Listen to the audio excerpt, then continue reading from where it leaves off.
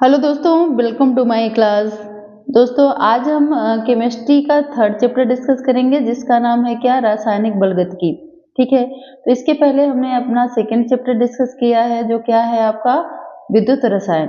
तो विद्युत रसायन में जो भी मोस्ट इम्पोर्टेंट क्वेश्चन है, जो आपके एग्जाम में जो क्वेश्चन बनेंगे जहाँ से हमने वो क्वेश्चन लिए हैं।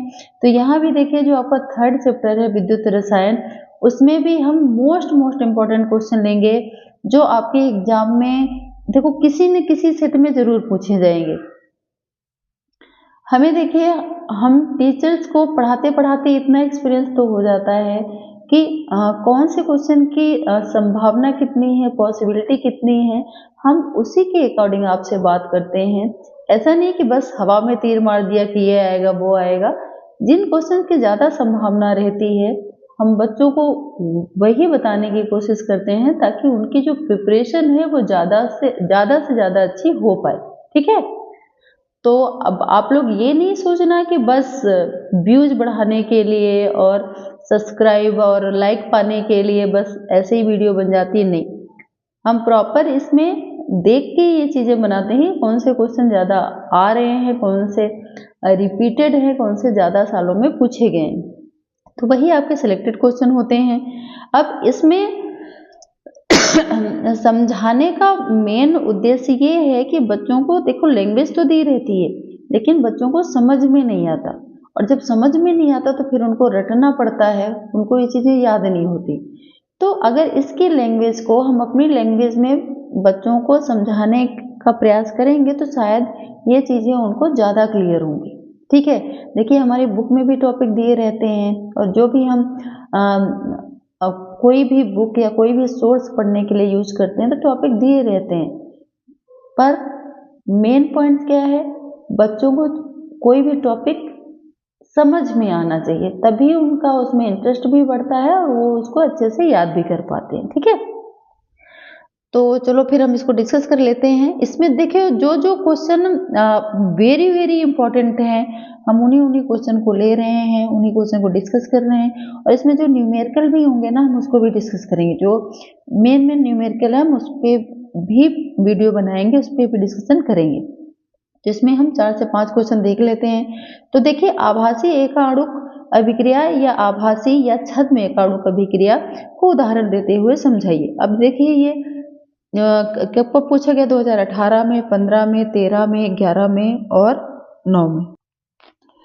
तो ये आभासी एकाणुक अभिक्रिया, अब ये आपका इसमें पूछा गया। अब देखिए इस क्वेश्चन के रूप में आभासी एकाणुक अभिक्रिया से आप क्या समझते हैं, एथिल एसीटेट के जल अपघटन का उदाहरण देते हुए अभिक्रिया के कोटि और आणविकता में अंतर समझाइए। ठीक है, अब ये वेरी इंपॉर्टेंट 2015, 13, 11 और 9 इसमें ये लगातार पूछा गया है। तो हम यहाँ पे थोड़ा सा बच्चों डिस्कस करते हैं कि कोटि और आणविकता क्या है।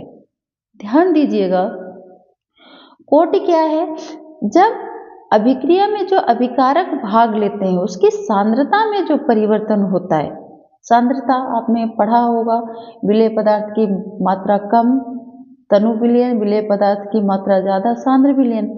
तो अगर इसकी सांद्रता में किसी तरह का परिवर्तन होता है पदार्थ की, वो आपकी क्या कहलाएगी, कोटि।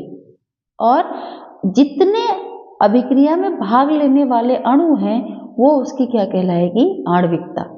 ठीक है, ध्यान रखना ये। जैसे नॉर्मली हम उदाहरण लें चीनी और पानी के विलयन में। ठीक है, तो जो चीनी और पानी में जो उसमें सांद्रता में परिवर्तन हो रहा है, जैसे पानी में चीनी घुल रहा है, ठीक है, तो ये उसकी सांद्रता में क्या हो गया, परिवर्तन। लेकिन इसमें भाग कौन कौन ले रहा है, पानी ले रहा है और चीनी ले रहा है। तो कितने अणु भाग ले रहे हैं, पानी का और किसका ले रहा है, चीनी का। तो कितने अणु हो गए, 2। तो आणविकता इसकी 2 हो जाएगी, लेकिन सांद्रता में परिवर्तित कौन हो रहा है, चीनी हो रही है, तो आणविकता वो कोटि कितनी होगी, 1। ठीक है, अब यहाँ पे देखिए ये बोल रहा है कि वे प्रथम कोटि की अभिक्रियाएं जिनकी आणविकता 1 से अधिक होती है, मतलब है प्रथम कोटि की अभिक्रिया क्योंकि इसकी सांद्रता में परिवर्तन कितने में हो रहा है, 1 में। तो प्रथम कोटि की अभिक्रिया लेकिन आणविकता 1 से अधिक होती है, वो आपकी क्या कहलाएगी, आभासी एकाणुक अभिक्रिया। जैसे इस प्रकार की अभिक्रियाओं में एक अभिकारक आधिक्य में होता है। ठीक है, जैसे सेम अभी हमने उदाहरण लिया बच्चों किसका, सिंपल सा चीनी और पानी, सुक्रोज C12H22O11 प्लस H2, ठीक है। तो जो चीनी की हम पानी की मात्रा, जब हम शिकंजी बनाते हैं तो पानी की मात्रा ज़्यादा लेते हैं, चीनी की मात्रा कम लेते हैं, ठीक है। तो इसमें चीनी पूरी तरह से घुल जाएगी पानी में, तो इसकी कोटि कितनी होगी? 1, क्योंकि परिवर्तित कौन हो रहा है? चीनी। और भाग कितने अणु ले रहे हैं? जल के और चीनी के, तो आणविकता कितनी हो जाएगी? 2। इसी तरह ये एथिल एसीटेट को इसने लिया है, तो यहाँ पे एथिल एसीटेट प्लस पानी, तो यहाँ पे क्या बना है? एस्टिक अम्ल और एथिल एल्कोहल। तो यहाँ पे ये जो एथिल एसीटेट और पानी है, तो आपको पता है कि कोई चीज अगर पानी में घोलेंगे तो पानी की मात्रा ज्यादा होगी, और जो पदार्थ उसमें घुलेगा यानी जो विलय होगा उसकी मात्रा कैसी होगी? कम।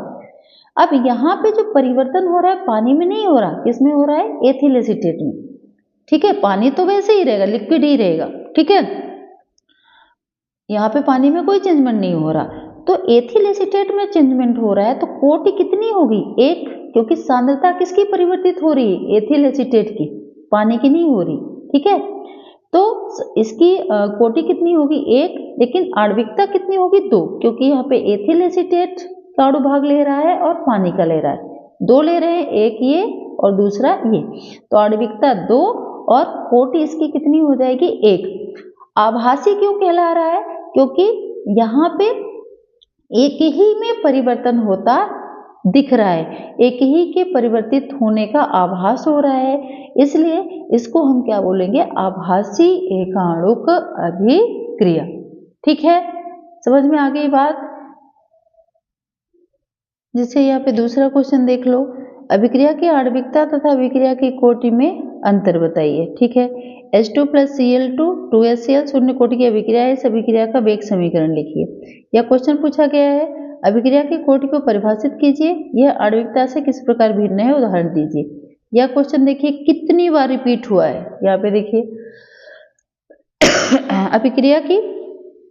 अभिक्रिया की कोटि आणविकता में अंतर, एक उदाहरण दीजिए। रासायनिक अभिक्रिया की कोटि तथा आणविकता में अंतर, ठीक है। तो इसको हम बता चुके हैं, हम यहाँ पे फिर से डिस्कस कर लेते हैं। क्या होगा? देखिए, अभिक्रिया की कोटि, किसी अभिक्रिया की दी गई दर समीकरण में व्यक्त अभिकारकों के सांद्रता पदों के घातों का योग, ठीक है। कोई अभिक्रिया दी है, उसके अभिकारकों की सांद्रता के घातों का योग। सिंपल सा क्या बोलना है? किसी भी अभिक्रिया में अभिकारकों के सांद्रता की घातों का योग, अभिकारकों के सांद्रता की घातों का योग, ये सब पदों का योग, ये सब जरूरी नहीं है, सिर्फ क्या बोलना है? किसी भी दिए गए समीकरण में अभिकारकों के सांद्रता के घातों का योग आपका क्या कहलाता है? अभिक्रिया की कोटि। आणविकता, अभिक्रिया में जितने अणु भाग ले रहे हैं उनकी कुल संख्या क्या कहलाएगी? अभिक्रिया की आणविकता, ध्यान रखना, ठीक है। अभिक्रिया की कोटि क्या है? अभिकारकों के सांद्रता के घातों का योग, अभिक्रिया की कोटि। अभिक्रिया की आणविकता, किसी भी अभिक्रिया में भाग लेने वाले कुल अभिकारक अणुओं की संख्या क्या कहलाती है? अभिक्रिया की कोटि, वो अभिक्रिया की आणविकता, ठीक है। जैसे ये देखो N2O5, यहाँ पे आपका क्या बन गया? नाइट्राइट प्लस आपका क्या बन गया? ऑक्सीजन, ठीक है। तो इसकी कोटि कितनी है? 1, क्योंकि चेंजमेंट किस में हो रहा है? नाइट्राइट में, ठीक है।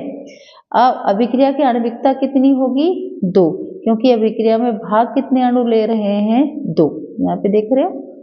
अब जैसे ये है H2 प्लस Cl2, ठीक है, तो ये भी आपकी क्या होगी? अभिक्रिया, इसकी अभिक्रिया की कोटि कितनी होगी? कितनी होगी? इसमें 0 होगी, ठीक है, क्योंकि इसमें किसी में कोई चेंजमेंट नहीं हो रहा, ठीक है। ये एक 0 कोटि की अभिक्रिया है। H2 प्लस Cl2 हाइड्रोजन और Cl2, ये आपके क्या बन गए? 2HCl। तो ध्यान रखिएगा, कहीं पे भी अगर MCQs में भी पूछा जाता है तो H2 प्लस Cl2 अगर दिया है तो ये 0 कोटि की अभिक्रिया कहलाएगी। बाकी ये आपकी कौन सी अभिक्रिया है? ये है आपकी प्रथम कोटि की अभिक्रिया, ठीक है।